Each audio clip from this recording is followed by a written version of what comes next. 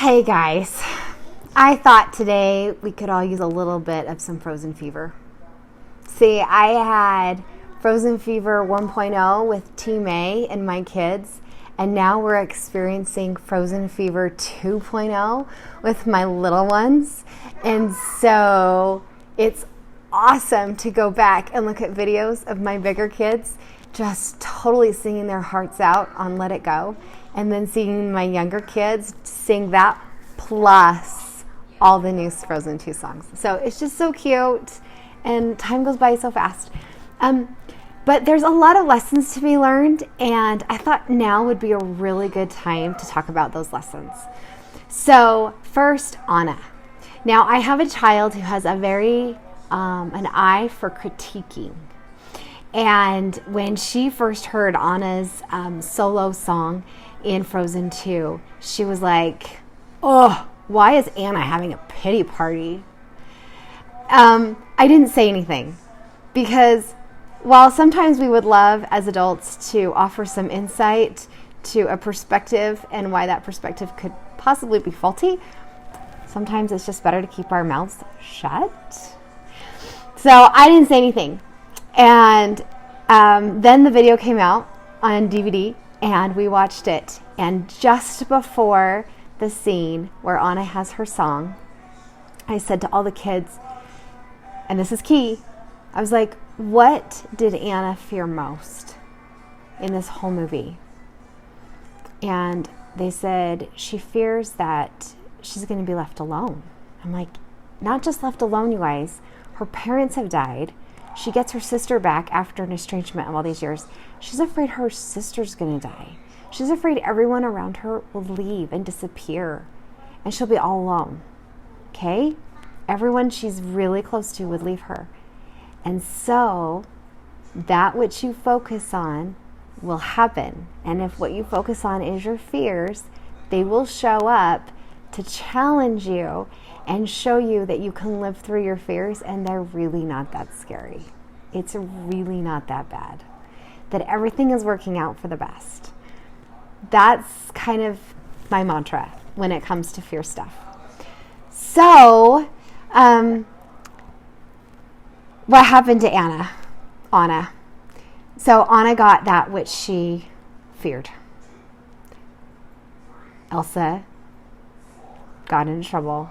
She got everything she feared. And, but you know, it all works out for the best in the long run. So just in case you haven't seen the movie, I don't want to spoil it, so I'll drop that right there. Okay, so then there's Elsa. And what are Elsa's life lessons in the movie? Well, Elsa is kind of like, look, I've rocked the boat. I've changed the tide so many times. I just don't want to scare people. I don't want to cause ripples. I don't want to cause waves. Just let my life be quiet and still. And Elsa has to wake up and say, okay, fine. I'll stop resisting what's coming, and I will welcome it with open arms and love and learn what is this that's coming into my life that I have felt resistance to, that's here to teach me something. So if you want to apply that to your life today, like what's happening today that's hitting you? What's happening today in society that's hitting all of us? Well, something is here to teach us to maybe up-level ourselves, maybe embrace our fears and look at them square on and say, what are you here to teach me? What am I still left to learn?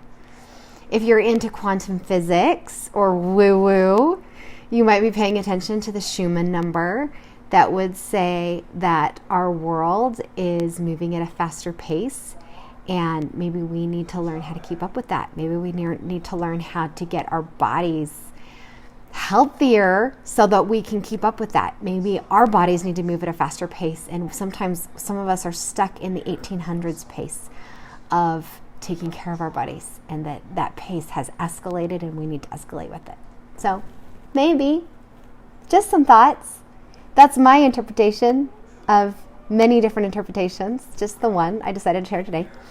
And then there's Olaf, sweet Olaf, that's full of so much childlike innocence. And Olaf says, I don't want change to happen. What's going to happen when change happens? And there's no real answers.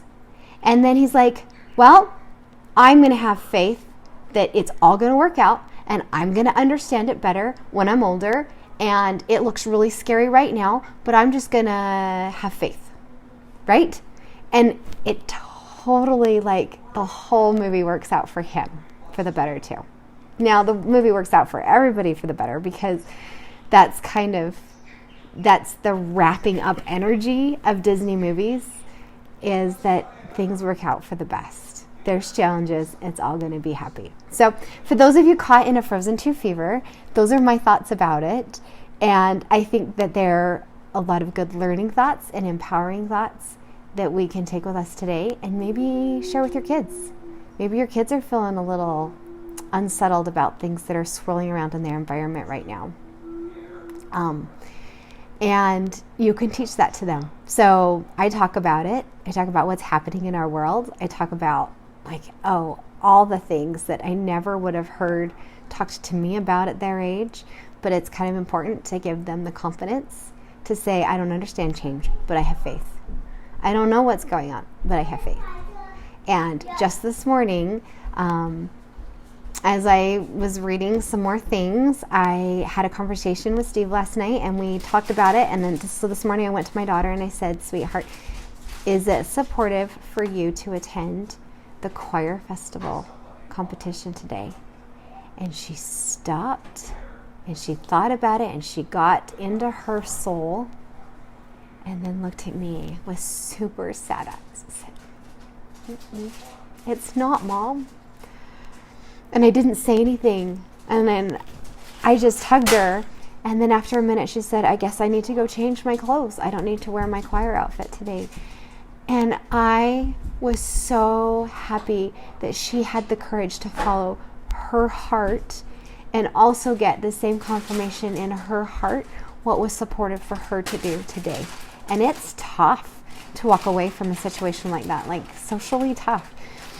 On the flip side, I had the same question for my son, and his answer was, yeah, totally, I'm going. And I knew in my heart that his answer was correct. And yeah, totally, I'm going. And will I find out? Maybe in the next few days I'll find out why their answers were so different. But when I talked to Steve, he said, are they going to the same location? Is band festival the same location as choir festival? And I said, no, it is not. One is at a middle school for my daughter. The other is at the University of Utah for my son. Two very different places that might yield very different results. And it was really interesting. So I shared the experience with both of them, how their answers are so different, but it's for who they are and the experiences they have to experience today. And we might not know, but we're going to go forward with what we don't know and experience it. Right? Okay, I love you. What you need to do for you is going to be an individual decision. So have fun doing it and eat your chips.